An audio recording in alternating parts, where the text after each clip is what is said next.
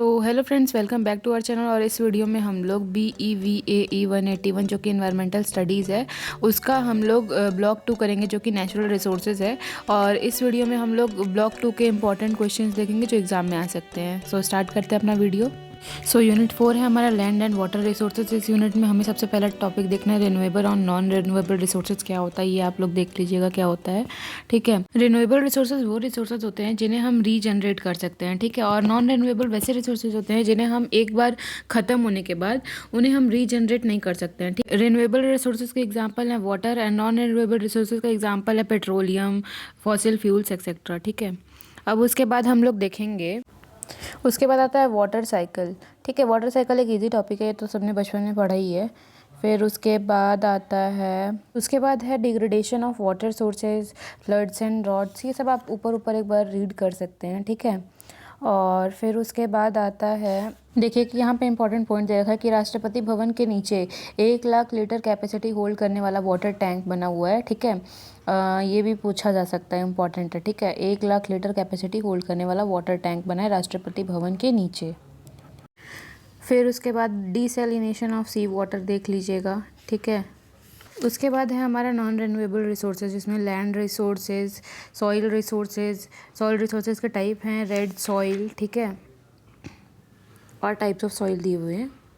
फिर process of soil formation पढ़ लीजिएगा, ये भी एक इंपॉर्टेंट टॉपिक है, इससे भी क्वेश्चंस आते हैं MCQ के। ठीक है, एक बार रीड आउट कर लीजिएगा।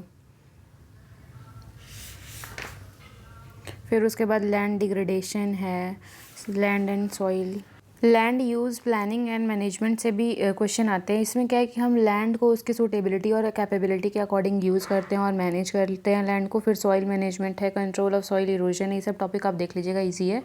फिर उसके बाद आता है हमारी यूनिट 5 फॉरेस्ट मैनेजमेंट। इसमें सबसे पहले आपको टॉपिक देखना है डिफॉरेस्टेशन क्या होता है। डिफॉरेस्टेशन देख लीजिएगा, और एक ये यहाँ पॉइंट है, इससे भी क्वेश्चन बनता है। ठीक है, crown fire take place in densely populated forest where trees top में catch fire by heat produced by the constant rubbing against each other. इसको देख लीजिएगा, ये इंपॉर्टेंट है। ठीक है, उसके बाद आप ये टॉपिक देख लीजिएगा, scheduled tribes and other traditional forest dwellers act 2006 में ये पास हुआ था। ठीक है, और उसके क्या क्या वर्किंग है, ये किस लिए इस्टेब्लिश हुआ था, ये सब इस टेबल में दिया है। ठीक है, और उसके बाद आता हमारे unit 6 biodiversity and value services. ठीक है, इसमें सबसे पहले आपको देखना है बायोडाइवर्सिटी क्या होता है। ठीक है, और लेवल ऑफ बायोडाइवर्सिटी। ठीक है, इसमें देख लीजिएगा आप, जेनेटिक होता है और एक स्पीसीज डाइवर्सिटी होता है। ठीक है, ये आप देख लीजिएगा।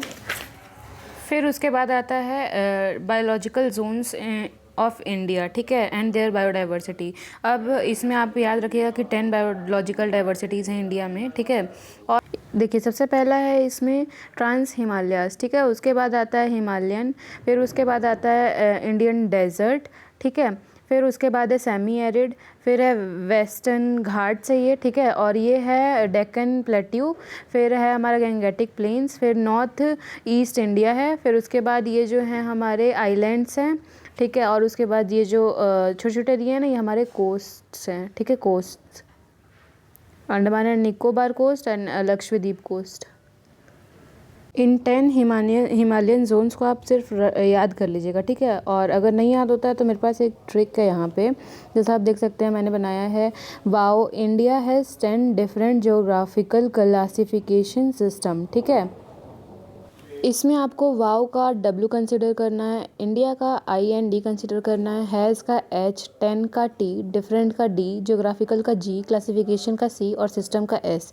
तो देखिए सबसे पहले हो गया W वाव का वेस्टर्न घाट्स, फिर आइलैंड्स हो गया। ठीक है, फिर N से IND लेना है ना, तो N से नॉर्थ ईस्ट इंडिया हो गया।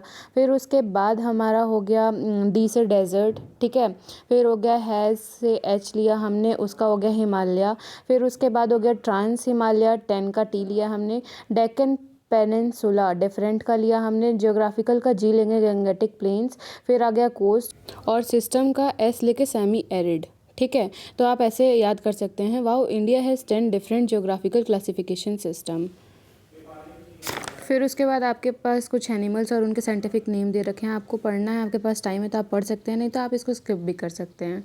ठीक है, फिर उसके बाद आप बायोडाइवर्सिटी हॉटस्पॉट पढ़ लीजिएगा, बहुत इंपॉर्टेंट टॉपिक है। फिर उसके बाद आता है हाँ, इतना ही था हमारा यूनिट 6 में। अब आता है यूनिट 7 जो एनर्जी रिसोर्सेज। इसमें आप सबसे पहले देख लीजिएगा कि कन्वेंशनल और non conventional source of energy क्या होते हैं, बहुत इंपॉर्टेंट है। उसके बाद आपका दे रखा है बायोमास एनर्जी, बायोमास गैसीफायर, ठीक है। और उसके बाद है सोलर एनर्जी, और ये सब तो ईजी टॉपिक है, आपने पहले पढ़ रखा होगा। Wave and tidal energy, fuel cells, geothermal energy, ठीक। और को जनरेशन विंड एनर्जी, बायोगैस। फिर कन्वेंशनल सोर्सेज में सिंपल चीज़ें आप लोगों ने पहले पढ़ रखा है, ऑयल हो गया, नेचुरल गैस, कोल, हाइड्रो पावर और एटॉमिक एनर्जी, ये सब हमारा आता है कन्वेंशनल सोर्स ऑफ एनर्जी में, ठीक है। फिर उसके बाद ये सब टॉपिक्स हैं कुछ, ये सब ज़्यादा इंपॉर्टेंट नहीं है, आप ये सब स्किप भी कर सकते हैं, ठीक है। आपके ऊपर डिपेंड करता है, आपके पास टाइम है तो आप रीड कर सकते हैं एक बार, बट आई थिंक आएगा नहीं इसमें से, ठीक है। फिर उसके बाद एक ये सबसे इम्पॉर्टेंट है स्मोकलेस स्टोव, इसमें इससे भी क्वेश्चंस आते हैं, एक बार पढ़ लीजिएगा आप, ठीक है। और फिर हमारा आता है ब्लॉक 3, तो इतना ही था हमारा ब्लॉक 2 में। तो होप सो आपको आज का वीडियो पसंद आया होगा। अगर आपको आज का वीडियो थोड़ा भी हेल्पफुल लगा तो आप मेरे वीडियो को लाइक कर सकते हैं, शेयर कर सकते हैं, और आगे मुझसे ऐसे ही फर्दर पढ़ने के लिए मेरे चैनल को सब्सक्राइब कर सकते हैं। थैंक्स फॉर वॉचिंग, मिलते हैं नेक्स्ट वीडियो में।